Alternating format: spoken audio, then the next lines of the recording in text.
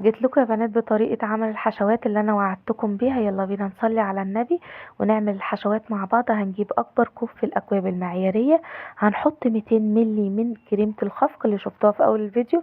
اسفة على النقطة اللي وقعت دي عشان انا بصور بايد وبشتغل بالايد التانية. تمام، خليكم معايا بقى. 200 جرام من كريمة الخفق، هتحطوا عليهم معلقة عسل جلوكوز زي ما انتم شايفين كده. هنحطهم بقى في الميكرويف او على حمام ماء يسيحوا. ملكوش دعوه بالصوصات اللي انا بسيحها دي، انا بسيحها عشان هحتاجها.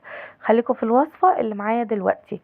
وهنجيب الميزانه واحنا بنسيح الكريمه مع عسل الجلوكوز، وهنوزن 200 جرام من الشوكولاته البيضاء.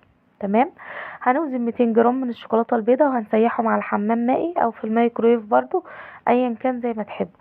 هنا بقى كانت ساحت معايا الكريمه بتاعت الخفق مع عسل الجلوكوز. هناخد 100 جرام من صوص البيستاشيو، دول 200 جرام هناخد منهم 100 جرام بس. هنحطهم ونقلبهم في العسل الجلوكوز والكريمه، نقلبهم كويس قوي.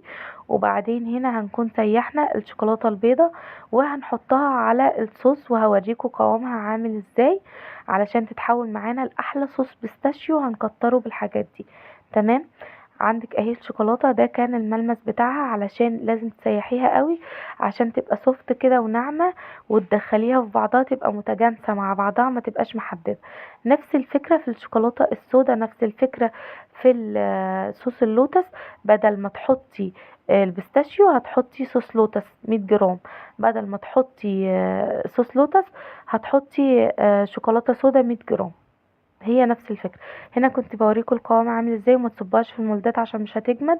يا ريت تكونوا استفدتوا مني، يا ريت لايك واشتراك في قناتي طبخ وتزيين ماما. وطبعا لما تيجوا تعملوا الصابليه هتعملوا بطريقه مجوفه، ثم الحشوه ثم البسكويته علشان يطلع معاكم بالشكل الاولي اللي شفتوه. يا ريت تكونوا استفدتوا معايا، والسلام عليكم ورحمه الله وبركاته. ما تنسوش لايك واشتراك في قناتي طبخ وتزيين ماما.